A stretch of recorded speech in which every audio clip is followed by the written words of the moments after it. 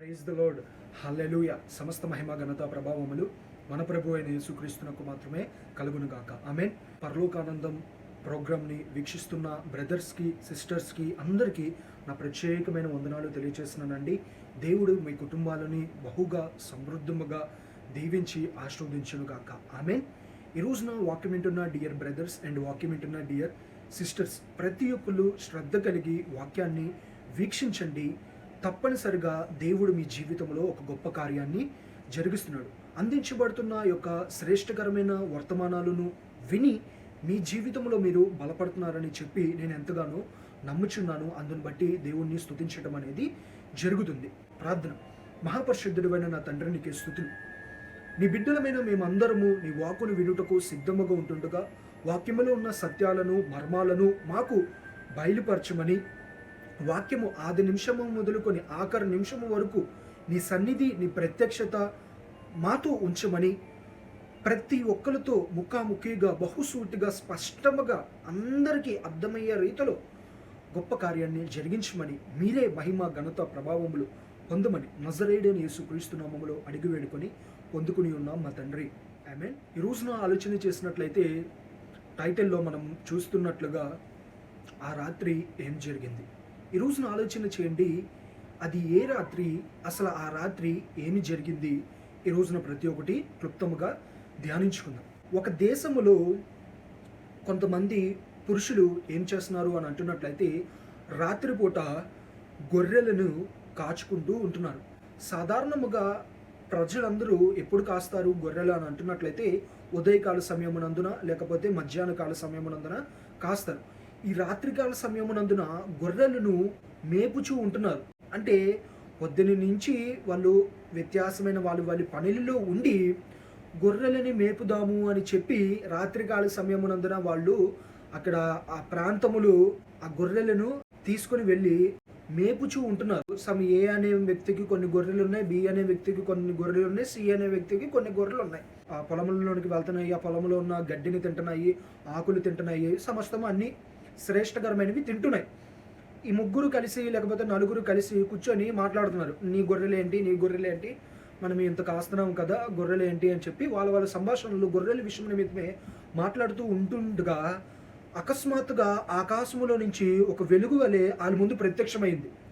ప్రశాంతముగా గొర్రెలు కాసుకుందామని చెప్పి ఆ చోటు ఈ చోటు వద్దనుకొని శ్రేష్టకరమైన స్థలం అని చెప్పి, శ్రేష్టకరమైన ఒక చోటు అని చెప్పి మనం అందరము ఇక్కడ తీసుకొచ్చి గొర్రెలు కాసుకుంటూ ప్రశాంతంగా మనం ఉందామని రెస్ట్ తీసుకుందామని మనం వస్తే ఇదేంటి ఆకాశంలో నుంచి ఏదో తెల్లగా ఒకటి కింద దిగింది అని చెప్పి వాళ్ళు మిక్కిలి భయపడ్డారంట. ఎప్పుడైతే వీళ్ళు మిక్కిలి భయపడుతున్నారో ఆ ఆకాశంలో నుంచి ఏదైతే ఆ రాత్రికాల సమయమునందు వీళ్ళు గొర్రెలు కాసుకుంటున్నప్పుడు ప్రత్యక్షం అయ్యేదో వాళ్ళు అవన్నీ చూసి భూతము అని అనుకున్నారు. కొంతమంది భూతం అనుకున్నారు, కొంతమంది భయపడ్డారు, మరి కొంతమంది వ్యత్యాస రీతిగా స్పందించారు. అయితే ఆ ఆకాశములో నుంచి దిగింది భూతము కాదు, ఆ ఆకాశములో నుంచి దిగింది దెయ్యము కాదు, ఆ ఆకాశములో నుంచి దిగింది అదృశ్యమైన శక్తి ఏది కాదు. ఆకాశములో నుంచి దిగింది ఆ రాత్రి వేళ సమయమునందున దేవుని యొక్క దూత. ఆ దూత ప్రత్యక్షమయ్యి వెంటనే ఒక సమాచారము చెప్పింది. ఏమని చెప్పింది అని అంటున్నట్లయితే రండి పరిశుద్ధ గ్రంథంలో నుంచి ధ్యానించుకోబోతున్నాము. లూకా సువార్త 2వ అధ్యాయము 10వ వచనము. అయితే ఆ దూత భయపడుకుడి, ఇదిగో ప్రజలందరికీ కలుగుబోవు మహా సంతోషకరమైన సువార్తమానమును నేను మీకు తెలియజేయుచున్నాను అని అంటున్నాను. మీరు భయపడమాకండి, ప్రజలందరికీ అనగా మీ ఒక్కరికే కాదు, ఈ లోకములో ఉన్న ప్రజలందరికీ మహా సంతోషకరమైన సువార్తమానమును మీకు తెలియజేయటకు నేను వచ్చి ఉన్నాను అని చెప్పి అని అంటుంది. ఎందుకు ఏంటయ్యా ఆ శుభవార్త, ఏంటి ఆ శుభ సమాచారము, ఏంటి అది ప్రజలందరికీ సంతోషకరమైన వార్త కాదా ఏంటిది అని చెప్పి వాళ్ళు మనసులో అనుకుంటుంటే వెంటనే దూత చెప్పింది. అదే పరిశుద్ధ గ్రంథంలో మనం చూస్తున్నట్లయితే లూకా సువార్త 2వ అధ్యాయము 11వ వచనం. దావీదు పట్టణమందు నేడు రక్షకుడు మీ కొరకు పుట్టి ఉన్నాడు, ఈయన ప్రభు అయిన క్రీస్తు అను శబ్దమునకు అభిషక్తుడు అని అర్థము. వెంటనే వారు ఆశ్చర్యపోయారు. ఏంటి, దావీదు పట్టణం ముందు రక్షకుడు పుట్టి ఉన్నారా అని చెప్పి వాళ్ళు సందేహము పడుతూ ఉంటుండగా వెంటనే ఈ దూత ఏమని చెప్పింది అంటే, దానికి మీకు కొన్ని ఆనవాళ్ళను నేను చూపించడానికి ఇష్టపడట్లేదు, కానీ చెప్తున్నాను.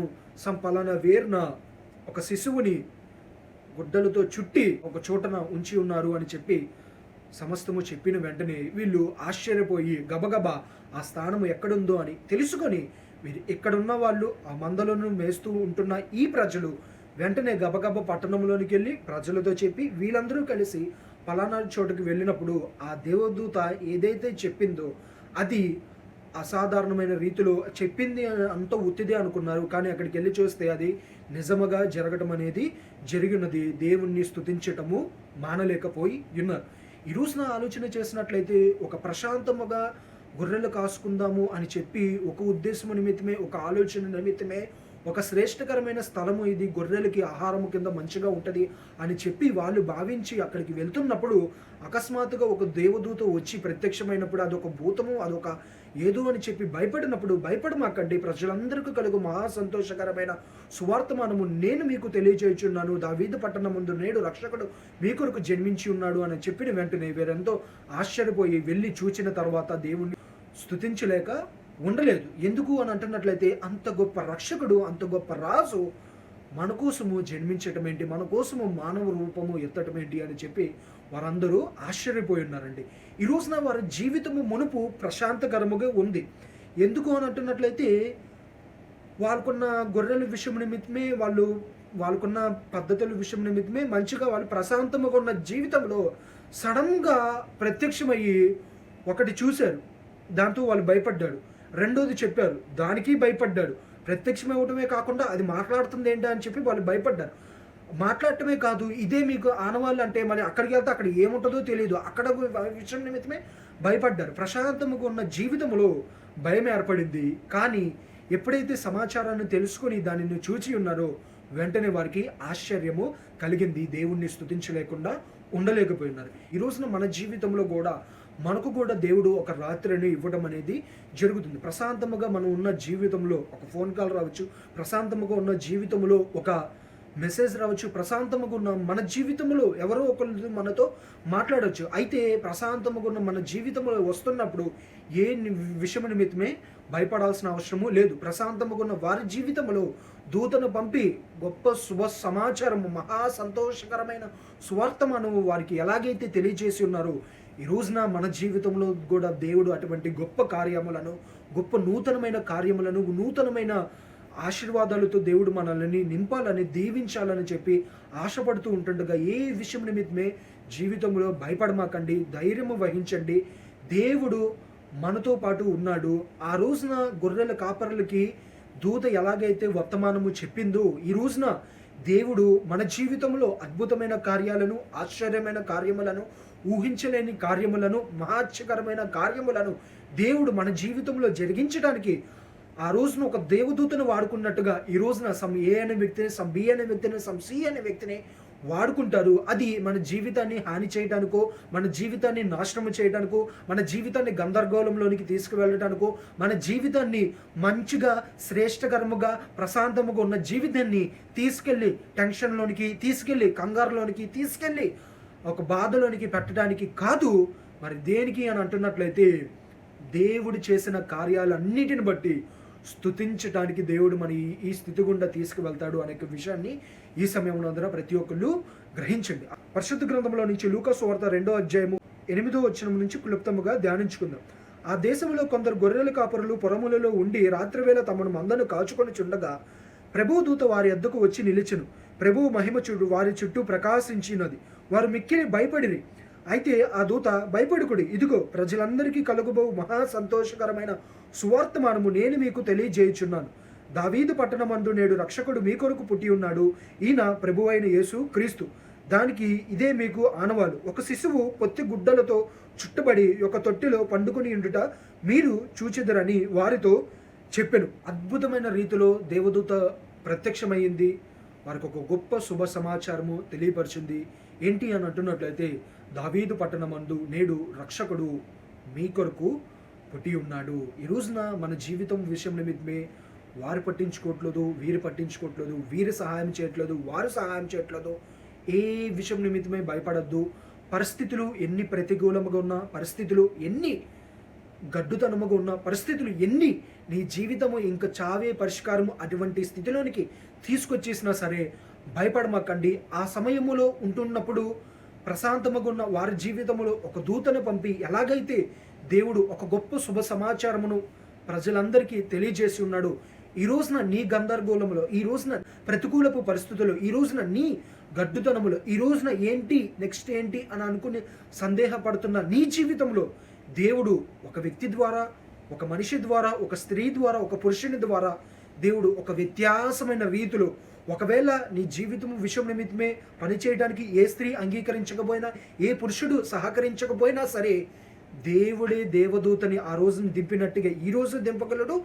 లేకపోతే ఆయనే నీ జీవితంలో గొప్ప కార్యాన్ని జరిగించగలడు అనే విషయాన్ని సమయమునందున గ్రహించండి. ఆ రోజున ఆ రాత్రికాల సమయమునందున అద్భుతాన్ని చేసి మహా సంతోషకరమైన సువార్తమానము ప్రజలందరికీ తెలిపిన దేవుడు ఈ క్రిస్మస్ సీజన్లో కూడా దేవుడు మనకు కూడా ఒక గొప్ప సమాచారమును వినిపించబోతున్నాడు అనే సత్యాన్ని ప్రతి ఒక్కళ్ళు గ్రహించండి. మహాపరిశుద్ధుడైన నా తండ్రి నీకే స్తుతులు. ఈరోజు నాతో మాతో మా అందరితో బహుసూటిగా స్పష్టంగా మాట్లాడిన విధానం బట్టి వందనాలు తండ్రి. అకస్మాత్తుగా ఒక దేవదూత ప్రత్యక్షమైనప్పుడు జీవితాలు నాశనం అయిపోతాయేమో, జీవితాలు పతనమైపోతాయేమో అని చెప్పి ఆ మహిమను వాళ్ళు తట్టుకోలేక భయపడినప్పుడు, భయపడమాకండి, మీకు ఒక గొప్ప శుభ సమాచారమును ఇవ్వబోతున్నాను. ఏంటిది? మీ జీవితాన్ని సృష్టించిన దేవుడు మీ కొరకు మనిషిగా ఈ లోకానికి వచ్చి ఉన్నాడు.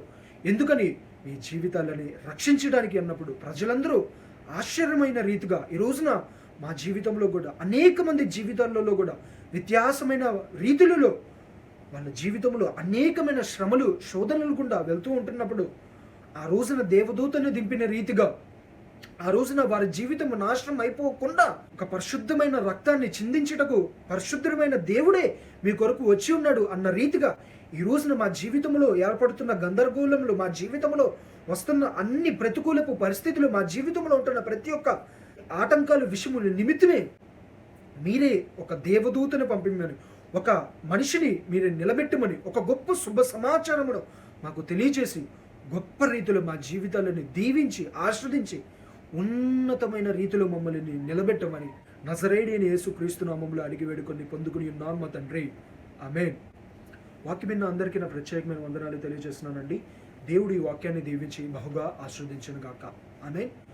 దేవుడు ఉచితమైన కృపను బట్టి అప్కమింగ్ మండే, రేపు మండే కాకుండా 25th మండే క్రిస్మస్ ఉంది. అయితే 25th క్రిస్మస్కి ప్రత్యేకంగా మా సిస్టర్ మెసేజ్ ఉంటుంది. అయితే 25th క్రిస్మస్కి నేను వర్తమానము తెలియచేయట్లేదు. 25th ఏదైతే వర్తమానము నేను చెప్పాలనుకుంటున్నానో యాజ్ యూజువల్గా అది 25th ఉండదు. అప్కమింగ్ సాటర్డే అంటే క్రిస్మస్ సందేశము 23rd సాటర్డేనే ఉండబోతుంది. కాబట్టి ప్రతి ఒక్కళ్ళు దీనిని గ్రహించండి. ఒక అద్భుతమైన రీతిలో దేవుడు మనతో మాట్లాడాలని చెప్పి ఆశపడుతుండగా వర్తమానము నిమిత్తమే ప్రతి ఒక్కళ్ళు మీ ప్రార్థనలో విజ్ఞాపన చేసుకోండి.